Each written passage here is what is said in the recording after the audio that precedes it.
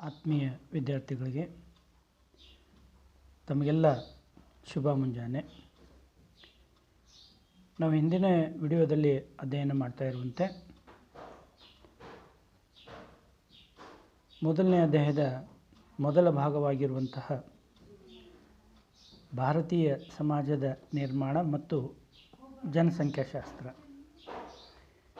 ಇದರಲ್ಲಿ ಈಗಾಗಲೇ ಭಾರತೀಯ ಸಮಾಜದ ಒಂದು ಉಗಮದ ಬಗೆಗೆ, ಭಾರತದಲ್ಲಿನ ಧಾರ್ಮಿಕ ಸಮೂಹಗಳ ಬಗೆಗೆ, ಇಲ್ಲಿನ ಜನಾಂಗೀಯ ಸಮೂಹಗಳ ಬಗೆಗೆ, ಅದೇ ರೀತಿಯಾಗಿ ಇಲ್ಲಿನ ವೈವಿಧ್ಯತೆಯ ಬಗೆಗೆ, ವೈವಿಧ್ಯತೆಯ ನಡುವೆಯೂ ಏಕತೆಯನ್ನು ಒಳಗೊಂಡಿರುವಂತಹ ವಿಷಯದ ಬಗ್ಗೆಯೂ ಸಹಿತವಾಗಿ ನಾವು ತಿಳಿದುಕೊಂಡಿದ್ದೇವೆ.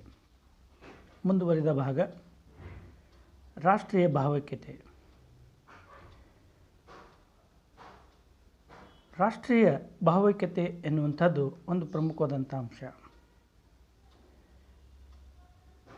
ಈಗಾಗಲೇ ನಿಮಗೆ ಗೊತ್ತಿರುವ ಹಾಗೆ ಭಾರತ ಹಲವಾರು ಭಾಷೆಯನ್ನು ಮಾತನಾಡುವ ಜನರಿಂದ ಕೂಡಿದಂತಹ, ಹಲವಾರು ಧರ್ಮಗಳನ್ನು ಅನುಸರಿಸುವಂತಹ, ಅದೇ ರೀತಿ ಭೌಗೋಳಿಕವಾಗಿ ವೈವಿಧ್ಯತೆಯಿಂದ ಕೂಡಿದಂತಹ ವಿವಿಧ ಜನಾಂಗೀಯ ಸಮೂಹದವರನ್ನು ಒಳಗೊಂಡಂತಹ ವಿಶಿಷ್ಟವಾದಂಥ ನಾಡಾಗಿದೆ. ಹಾಗಾಗಿಯೇ ಭಾರತವನ್ನು ಏಷ್ಯಾದ ಉಪಖಂಡ ಎಂತಲೂ ಸಹಿತವಾಗಿ ಕರೆಯಲಾಗ್ತಾ ಇದೆ. ಇಂತಹ ವಿಶಿಷ್ಟವಾದಂತಹ ದೇಶದಲ್ಲಿ ಎಲ್ಲರನ್ನೂ ಒಟ್ಟಾಗಿ ಬೆಸೆಯುವಂತಹ ಮತ್ತು ಅವರಲ್ಲಿ ನಾವು ಎನ್ನುವಂಥ ಮನೋಭಾವನೆಯನ್ನು ಮೂಡಿಸುವುದು ಹಿಂದೆಂದಿಗಿಂತಲೂ ಇಂದು ಅವಶ್ಯವಾಗಿದೆ. ಹಾಗಾಗಿ ರಾಷ್ಟ್ರೀಯ ಭಾವೈಕ್ಯತೆಯು ಇಲ್ಲಿ ಪ್ರಮುಖವಾದಂಥ ಒಂದು ಅಂಶ. ಸಾಮಾನ್ಯವಾಗಿ ರಾಷ್ಟ್ರೀಯ ಭಾವೈಕ್ಯತೆಯನ್ನು ಅಂತ ತಕ್ಷಣ ಭಾರತೀಯರಲ್ಲಿ ರಾಷ್ಟ್ರೀಯ ಮನೋಭಾವನೆಯನ್ನು ಮೂಡಿಸುವಂಥ ಒಂದು ಪ್ರಕ್ರಿಯೆಯೇ ಆಗಿದೆ. ಸ್ವಾತಂತ್ರ್ಯ ನಂತರ ಹರಿದು ಹಂಚಿ ಹೋಗಿದ್ದಂತಹ ನಮ್ಮ ಭಾರತವನ್ನು ಒಟ್ಟುಗೂಡಿಸಿ ಅದು ಎಂದಿಗೂ ಸಹಿತ ಪುನಃ ಮತ್ತೆ ಛಿದ್ರಗೊಳ್ಳದಂತೆ ಅದನ್ನು ಒಟ್ಟಾಗಿ ಬೆಸೆಯುವಂಥ ಒಂದು ಪ್ರಯತ್ನವನ್ನು ಹಲವಾರು ಮಹನೀಯರು ಮಾಡಿರುವಂಥದ್ದನ್ನು ನಾವು ಗಮನಿಸ್ತಾ ಇದ್ವಿ. 560ಕ್ಕೂ ಹೆಚ್ಚು ಸಂಸ್ಥಾನಗಳಲ್ಲಿ ಹರಿದು ಹೋಗಿದ್ದಂಥ ಈ ಒಂದು ದೇಶವನ್ನು ಒಟ್ಟುಗೂಡಿಸಿದಂತಹ ಕೀರ್ತಿ ಹಲವಾರು ಮಹನೀಯರಿಗೆ ಸಲ್ಲುತ್ತದೆ. ಹಾಗಾಗಿ ಭಾರತೀಯರನ್ನು ಒಟ್ಟುಗೂಡಿಸಿ ಒಂದು ಭಾವೈಕ್ಯತೆಯನ್ನು ಮೂಡಿಸುವಂಥ ಒಂದು ಪ್ರಯತ್ನ ನಡೆದು ಭಾರತೀಯರಲ್ಲಿ ಒಂದು ರಾಷ್ಟ್ರಾಭಿಮಾನ, ರಾಷ್ಟ್ರೀಯ ಮನೋಭಾವನೆಯನ್ನು ಮೂಡಿಸಬೇಕು ಎನ್ನುವಂಥ ಮಹತ್ವಾಕಾಂಕ್ಷೆಯಿಂದ ಕೇಂದ್ರ ಸರ್ಕಾರ 1961ರಲ್ಲಿ ಡಾಕ್ಟರ್ ಸಂಪೂರ್ಣಾನಂದ ಅವರ ಅಧ್ಯಕ್ಷತೆಯಲ್ಲಿ ರಾಷ್ಟ್ರೀಯ ಭಾವೈಕ್ಯತಾ ಸಮಿತಿಯನ್ನು ನೇಮಿಸಿತು. ಈ ಸಮಿತಿಯು ರಾಷ್ಟ್ರೀಯ ಭಾವೈಕ್ಯತೆಯನ್ನು ಬಲಪಡಿಸಲು ಹಲವಾರು ಸಲಹೆಗಳನ್ನು ಕೂಡ ನೀಡಿತು. ಹಾಗಾಗಿ ಆ ರಾಷ್ಟ್ರೀಯ ಭಾವೈಕ್ಯತೆಯನ್ನು ಬಲಪಡಿಸುವಂಥ ಅಂಶಗಳನ್ನು ನಂತರದಲ್ಲಿ ನೋಡೋಣ. ಮೊದಲನೇದಾಗಿ ರಾಷ್ಟ್ರೀಯ ಭಾವೈಕ್ಯತೆ ಅಂದ ತಕ್ಷಣ ಇದೊಂದು ರಾಷ್ಟ್ರದ ಏಕತೆ ಮತ್ತು ಐಕ್ಯತೆಯನ್ನು ಉಂಟು ಮಾಡುವಂತಹ, ಜನರಲ್ಲಿ ನಾವೆಲ್ಲ ಒಂದು ರಾಷ್ಟ್ರಕ್ಕೆ ಸೇರಿದವರು ಎನ್ನುವಂಥ ಮನೋಭಾವನೆಯನ್ನು ಮೂಡಿಸುವಂಥ ಒಂದು ಪ್ರಕ್ರಿಯೆಯೇ ಆಗಿದೆ.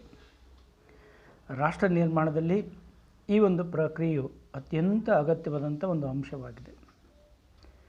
ರಾಷ್ಟ್ರೀಯ ಮನೋಭಾವನೆಯನ್ನು ಬೆಳೆಸುವಲ್ಲಿ ರಾಷ್ಟ್ರೀಯ ಭಾವೈಕ್ಯತೆಯು ಒಂದು ರಾಷ್ಟ್ರ ನೀತಿಯ ಭಾಗವೇ ಆಗಿದೆ ಅಂತ ಹೇಳಿದರೂ ಅತಿಶಯೋಕ್ತಿಯಾಗಲಾರದು. ಇಂತಹ ರಾಷ್ಟ್ರೀಯ ಭಾವೈಕ್ಯತೆಯನ್ನು ಕುರಿತು ಬೆಂಜಮಿನ್ ಅವರು ಈ ರೀತಿ ಒಂದು ವ್ಯಾಖ್ಯಾನವನ್ನು ನೀಡ್ತಾ ಇದ್ದಾನೆ.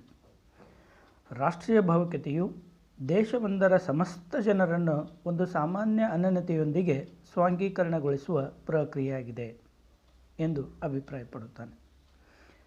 ಹಾಗಾದರೆ ಒಂದು ಸಾಮಾನ್ಯ ಅನ್ಯೋನ್ಯತೆಯೊಂದಿಗೆ ದೇಶದ ಸಮಸ್ತ ಜನರನ್ನು ಒಟ್ಟುಗೂಡಿಸುವಂಥ ಒಂದು ಸ್ವಾಂಗೀಕರಣ ಪ್ರಕ್ರಿಯೆಗೆ ಇಲ್ಲಿ ರಾಷ್ಟ್ರೀಯ ಭಾವೈಕ್ಯತೆ ಅಂಥೇಳಿ ನಾವು ತಿಳ್ಕೊಳ್ಬೋದು. ಹಾಗಾಗಿ ದೇಶದಲ್ಲಿ ವಾಸ ಮಾಡುವಂಥ ಜನರನ್ನೆಲ್ಲ ತಾವೆಲ್ಲ ಒಂದು ಎನ್ನುವಂತಹ ಭಾವನೆಯನ್ನು ಬೆಳೆಸಿಕೊಂಡು ರಾಷ್ಟ್ರನಿಷ್ಠೆ ಹಾಗೂ ರಾಷ್ಟ್ರೀಯ ಮನೋಭಾವನೆಯನ್ನು ತರುವಂಥದ್ದೇ ಈ ಒಂದು ರಾಷ್ಟ್ರೀಯ ಭಾವೈಕ್ಯತೆಯಾಗಿದೆ. ಹಾಗಾಗಿ ರಾಷ್ಟ್ರೀಯ ಭಾವೈಕ್ಯತೆಯು ಸತ್ವ ಕೆಲವು ಅಂಶಗಳನ್ನು ಒಳಗೊಂಡಿರುವಂಥದ್ದನ್ನು ನಾವು ಕಾಣಬಹುದು. ಇದೊಂದು ಪ್ರಕ್ರಿಯೆ, ಅಂದರೆ ರಾಷ್ಟ್ರೀಯ ಭಾವೈಕ್ಯತೆ ಎನ್ನುವಂಥದ್ದು ಒಂದು ಪ್ರಕ್ರಿಯೆಯಾಗಿದ್ದು ದೇಶವೊಂದರ ಜನರಲ್ಲಿ ನಾವು ಎಂಬ ಭಾವನೆಯನ್ನು ಬೆಳೆಸಿಕೊಂಡು ಒಗ್ಗಟ್ಟಿನಿಂದ ಇರುವುದನ್ನು ಸೂಚಿಸುವುದಾಗಿದೆ. ಅಲ್ಲದೆ ರಾಷ್ಟ್ರನಿಷ್ಠೆಯು ಇತರ ಎಲ್ಲ ಬಗೆಯ ನಿಷ್ಠೆಗಳಿಗಿಂತಲೂ ಪ್ರಧಾನವಾದುದು ಅಥವಾ ದೊಡ್ಡದು ಎಂಬುವಂಥದ್ದನ್ನು ಸೂಚ್ಯವಾಗಿ ಅರಿತುಕೊಳ್ಳುವಂಥದ್ದು. ದೇಶವನ್ನು ವಿಭಜಿಸುವಂತಹ ಶಕ್ತಿಗಳು ಹಾಗೂ ವಿಚಿತ್ರಕಾರಿ ಶಕ್ತಿಗಳನ್ನು ಇದು ದೂರವಿಡುವಂತಹ ಒಂದು ಪ್ರಕ್ರಿಯೆಯೂ ಆಗಿದೆ. ಜನರಲ್ಲಿ ಸಾಮಾಜಿಕ, ರಾಜಕೀಯ, ಸಾಂಸ್ಕೃತಿಕ ಹಾಗೂ ಭಾವನಾತ್ಮಕ ಅಂಶಗಳಿಂದ ಬೆಸೆದು ಅವರಲ್ಲಿ ಒಂದು ಏಕತೆಯನ್ನು ಅಥವಾ ಐಕ್ಯತೆಯನ್ನು ಉಂಟು ಮಾಡುವುದೇ ಆಗಿದೆ. ಇಷ್ಟೇ ಅಲ್ಲದೆ ಆದರ್ಶ ಗುರಿಗಳಾದ ಧಾರ್ಮಿಕ ಸಹಿಷ್ಣುತೆ, ಪ್ರಜಾಸತ್ತಾತ್ಮಕ ಮೌಲ್ಯಗಳಾದಂಥ ಸ್ವಾತಂತ್ರ್ಯ, ಸಮಾನತೆ, ಸಹೋದರತೆ, ಭ್ರಾತೃತ್ವ, ವ್ಯಕ್ತಿವಾದ, ಸಮಾಜವಾದ, ಮಾನವತಾವಾದ ಇವೆಂತಾದ ಮೌಲ್ಯಗಳನ್ನು ಸ್ಥಾಪಿಸುವಂತಹದ್ದು ಈ ರಾಷ್ಟ್ರೀಯ ಭಾವೈಕ್ಯತೆಯ ಪ್ರಧಾನ ಉದ್ದೇಶವಾಗಿದೆ ಅಂತ ಹೇಳಿದರೂ ಅತಿಶಯೋಕ್ತಿಯಾಗಲಾರದು. ಇಂತಹ ರಾಷ್ಟ್ರೀಯ ಭಾವೈಕ್ಯತೆಯನ್ನು ಉಂಟು ಮಾಡುವಲ್ಲಿ ಹಲವಾರು ಸವಾಲುಗಳು ಇವತ್ತು ಎದುರಾಗ್ತಾ ಇದೆ. ಅಂತಹ ಸವಾಲುಗಳಲ್ಲಿ ನಾವು ಪ್ರಮುಖವಾಗಿ ಪಟ್ಟಿ ಮಾಡುವಂಥದ್ದು ಅಂತ ಹೇಳಿದರೆ, ಮೊದಲನೇದಾಗಿ ಪ್ರಾಂತೀಯವಾದ, ಎರಡನೇದಾಗಿ ಕೋಮುವಾದ, ಮೂರನೇದಾಗಿ ಭಾಷಾವಾದ ಮತ್ತು ನಾಲ್ಕನೇದಾಗಿ ಉಗ್ರವಾದ ಮತ್ತು ಭಯೋತ್ಪಾದನೆ. ಇವು ಪಠ್ಯಕ್ಕೆ ಸಂಬಂಧಪಟ್ಟ ಹಾಗೆ 4 ಪ್ರಮುಖವಾದಂಥ ಸವಾಲುಗಳು ಅಂಥೇಳಿ ಗುರುತಿಸಲಾಗ್ತಾ ಇದೆ. ಆದರೆ ಇವಷ್ಟೇ ರಾಷ್ಟ್ರೀಯ ಭಾವೈಕ್ಯತೆಗೆ ಸವಾಲುಗಳಾಗಿ ಕಂಡುಬರ್ತಾ ಇಲ್ಲ. ಇದರ ಜೊತೆಗೆ ಭ್ರಷ್ಟಾಚಾರ, ಬಡತನ, ನಿರುದ್ಯೋಗ, ಸಾಮಾಜಿಕ ಅಸಮಾನತೆ, ಸಾಮಾಜಿಕ ಅಂತರ ಇವೆಲ್ಲವೂ ಸಹಿತವಾಗಿ ಭಾರತೀಯರಲ್ಲಿ ಒಂದು ಒಕ್ಕಟ್ಟನ್ನು ಅಥವಾ ಏಕತೆಯನ್ನು ಹಾಗೂ ಭಾವೈಕ್ಯತೆಯನ್ನು ಮೂಡಿಸುವಲ್ಲಿ ಸವಾಲುಗಳಾಗಿ ಕಾಣಿಸ್ಕೊಳ್ತಾ ಇದ್ದಾವೆ. ಇಂತಹ ಸವಾಲುಗಳ ಬಗೆಗೆ ನಾವು ಇಲ್ಲಿ ಮಾಹಿತಿಯನ್ನು ಮಾಡಿಕೊಳ್ಬೇಕಾಗಿದೆ. ಮೊದಲನೇದಾಗಿ ಪ್ರಾಂತೀಯತೆ ಅಥವಾ ಪ್ರಾಂತೀಯವಾದ, ರೀಜ್ನಲಿಸಮ್. ರಾಷ್ಟ್ರೀಯ ಭಾವೈಕ್ಯತೆ ಎದುರಾಗಿರುವಂಥ ಹಲವಾರು ಸವಾಲುಗಳಲ್ಲಿ ಪ್ರಾಂತೀಯತೆಯು ಕೂಡ ಒಂದು ಪ್ರಧಾನವಾದಂಥ ಸವಾಲಾಗಿದೆ. ಸಾಮಾನ್ಯವಾಗಿ ಪ್ರಾಂತೀಯತೆ ಅಥವಾ ಪ್ರಾಂತೀಯವಾದ ಅಂತ ಹೇಳಿದರೆ, ಒಂದು ಪ್ರದೇಶದಲ್ಲಿ ವಾಸಿಸುವಂಥ ಜನರು ಆ ಪ್ರದೇಶದ ಬಗೆಗೆ ಹೊಂದಿರುವಂಥ ಅತಿರೇಕದ ನಿಷ್ಠೆ ಅಥವಾ ಒಲವು ಅಥವಾ ಪ್ರೇಮವನ್ನೇ ಪ್ರಾಂತೀಯತೆ ಅಥವಾ ಪ್ರಾಂತೀಯವಾದ ಎಂದು ಅರ್ಥೈಸಲಾಗುವುದು. ಇದು ರಾಷ್ಟ್ರೀಯ ಹಿತಾಸಕ್ತಿಗೆ ಮಾರಕವಾದಂಥ ಒಂದು ಅಂಶವಾಗಿದೆ. ಇವತ್ತು ಭಾರತ ಹಲವಾರು ಪ್ರಾಂತ್ಯಗಳನ್ನು ಒಳಗೊಂಡಂಥ ನಾಡಾಗಿದೆ. ಹಾಗಾಗಿ ತಮ್ಮ ಪ್ರಾಂತ್ಯದ ಬಗೆಗೆ ಜನರು ಅತಿಯಾದಂಥ ನಿಷ್ಠೆಯನ್ನು ಹೊಂದಿದಾಗ ರಾಷ್ಟ್ರೀಯ ಹಿತಾಸಕ್ತಿಗೆ ಬಲವಾದಂಥ ಪೆಟ್ಟು ಬೀಳುವಂಥದ್ದನ್ನು ನಾವು ಗಮನಿಸ್ತಾ ಇದ್ವಿ. ಹಾಗಾಗಿ ಪ್ರಾಂತೀಯತೆಯು ಕೂಡ ಇಲ್ಲಿ ರಾಷ್ಟ್ರೀಯ ಭಾವೈಕ್ಯತೆಯನ್ನು ತರುವಲ್ಲಿ ಒಂದು ದೊಡ್ಡ ಸವಾಲಾಗಿ ಕಾಣಿಸಿಕೊಳ್ತಾ ಇದೆ. ಭಾರತದಲ್ಲಿ ಒಂದು ಪ್ರದೇಶದಿಂದ ಮತ್ತೊಂದು ಪ್ರದೇಶಕ್ಕೆ ಒಬ್ಬ ವ್ಯಕ್ತಿ ವಲಸೆ ಹೋದಾಗ ತಾನು ಪರಕೀಯನು ಎನ್ನುವಷ್ಟರ ಮಟ್ಟಿಗೆ ಅಲ್ಲಿ ಪ್ರಾಂತೀಯ ವೈವಿಧ್ಯತೆ ಕಂಡುಬರ್ತದೆ. ಅಂದರೆ ಪ್ರಾಂತೀಯ ವ್ಯತ್ಯಾಸಗಳು ಕಂಡುಬರ್ತವೆ. ಅವರ ಆಚಾರ, ವಿಚಾರ, ರೂಢಿ, ಪದ್ಧತಿ, ಅವರ ಉಡುಪು, ಅವರ ನಡೆ, ನುಡಿ ಎಲ್ಲರಲ್ಲಿಯೂ ಸಹಿತವಾಗಿ ನಾವು ಭಿನ್ನತೆಯನ್ನು ಕಾಣ್ತಾ ಇದ್ದೀವಿ. ಹಾಗಾಗಿ ಭಾರತದಲ್ಲಿ ಒಬ್ಬ ವ್ಯಕ್ತಿ ಒಂದು ಪ್ರದೇಶದಿಂದ ಮತ್ತೊಂದು ಪ್ರದೇಶಕ್ಕೆ ಹೋದಾಗ ತಾನು ಪರಕೀಯನು ಎನ್ನುವಷ್ಟರ ಮಟ್ಟಿಗೆ ಆತನಲ್ಲಿ ಒಂದು ಭಾವ ಉಂಟಾಗುವಂಥದ್ದನ್ನು ನಾವು ಗಮನಿಸ್ಬೋದು. ಇಷ್ಟೇ ಅಲ್ಲದೆ ಆರ್ಥಿಕ ಯೋಜನೆಗಳ ಅಸಮಾನ ಹಂಚಿಕೆಯಿಂದ ಔದ್ಯೋಗೀಕರಣದ ಫಲಗಳು ಅಸಮಾನವಾಗಿ ಹಂಚಿಕೆಯಾಗಿರುವುದರಿಂದ ರಾಜ್ಯಗಳ ನಡುವೆ ಅಂತರ ಹೆಚ್ಚಾಗಲು ಕೂಡ ಇವತ್ತು ಕಾರಣವಾಗ್ತಾ ಇದೆ. ಇದರ ಜೊತೆಗೆ ತಾರತಮ್ಯ ಉಂಟಾಗ್ತಾ ಇದೆ, ವ್ಯತ್ಯಾಸಗಳು ಕಾಣಿಸ್ಕೊಳ್ತಾ ಇದ್ದಾವೆ. ಇಂಥ ವ್ಯತ್ಯಾಸಗಳು, ತಾರತಮ್ಯಗಳು ನಿಧಾನವಾಗಿ ಪ್ರಾಂತೀಯವಾದಕ್ಕೆ ದಾರಿ ಮಾಡಿಕೊಡುತ್ತಿವೆ.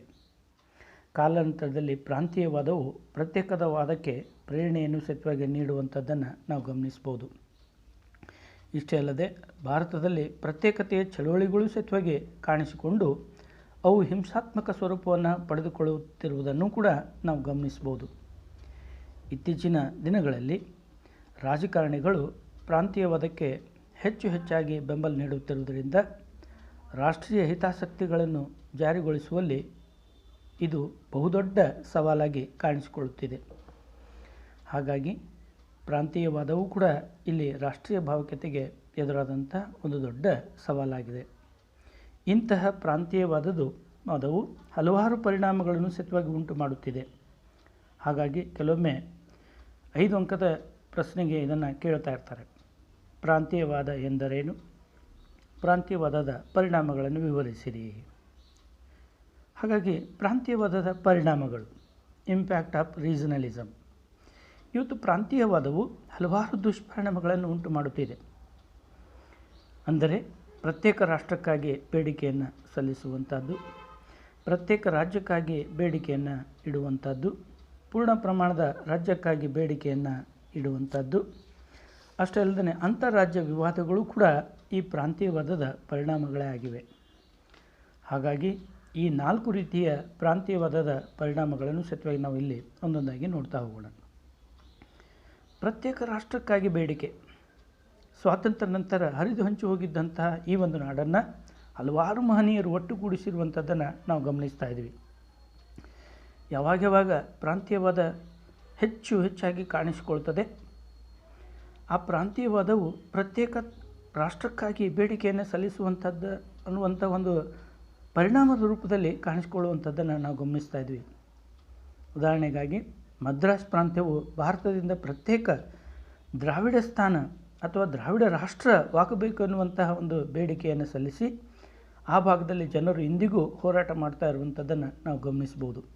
ಇದು ಪ್ರತ್ಯೇಕ ರಾಷ್ಟ್ರಕ್ಕಾಗಿ ಬೇಡಿಕೆಯನ್ನು ಸಲ್ಲಿಸಿದಂಥ ಪ್ರಥಮ ಉದಾಹರಣೆ ಅಂತ ಹೇಳಿದರೂ ಅತಿಶಯೋಕ್ತಿ ಆಗಲದು. ಅದೇ ರೀತಿ ಪಂಜಾಬಿನ ಸಿಖ್ ಸಮುದಾಯದವರು ತಮಗೆ ಖಲಿಸ್ತಾನ್ ಪ್ರತ್ಯೇಕ ರಾಷ್ಟ್ರ ಬೇಕು ಅಂತಕ್ಕಂಥ ಒಂದು ಬೇಡಿಕೆಯನ್ನು ಇಟ್ಟು ಇಂದಿಗೂ ಹೋರಾಟ ಮಾಡುತ್ತಿದ್ದಾರೆ. ಅದೇ ರೀತಿ ಜಮ್ಮು ಕಾಶ್ಮೀರದಲ್ಲಿ ಇತ್ತೀಚಿನವರೆಗೂ ಸತ್ಯವಾಗಿ ಪ್ರತ್ಯೇಕತಾವಾದಿಗಳು ಹೋರಾಟ ನಡೆಸಿರುವಂಥದ್ದನ್ನು ನಾವು ಗಮನಿಸ್ತಾ ಇದ್ದೀವಿ. ಅದೇ ರೀತಿ ಅಸ್ಸಾಂ, ನಾಗಾಲ್ಯಾಂಡ್, ತ್ರಿಪುರಾ, ಮಣಿಪುರ್, ಮೇಘಾಲಯ, ಅರುಣಾಚಲ್ ಪ್ರದೇಶ್, ಮಿಜೋರಾಂ ಇವಿಂತಾದ ರಾಜ್ಯಗಳಲ್ಲಿ ಇಂದಿಗೂ ಹೋರಾಟಗಳು ನಡೆದುಕೊಂಡೇ ಬಂದಿವೆ. ಅವರೆಲ್ಲರ ಹೋರಾಟದ ಉದ್ದೇಶ ಪ್ರತ್ಯೇಕ ರಾಷ್ಟ್ರಕ್ಕಾಗಿ ನಡೆಯುವಂಥದ್ದೇ ಆಗಿದೆ. ಪ್ರತ್ಯೇಕ ರಾಷ್ಟ್ರಕ್ಕಾಗಿ ಈಗಲೂ ಈಶಾನ್ಯ ಭಾಗದಲ್ಲಿ ಹೋರಾಟಗಳು ನಡೆದಿರುವಂಥದ್ದನ್ನು ನಾವು ಗಮನಿಸ್ಬೋದು. ಅದೇ ರೀತಿ ಪ್ರತ್ಯೇಕ ರಾಜ್ಯಕ್ಕಾಗಿ ಬೇಡಿಕೆ ಎನ್ನುವಂಥದ್ದು ಕೂಡ ಪ್ರಾಂತೀಯವಾದದ ಮತ್ತೊಂದು ಪರಿಣಾಮವಾಗಿದೆ.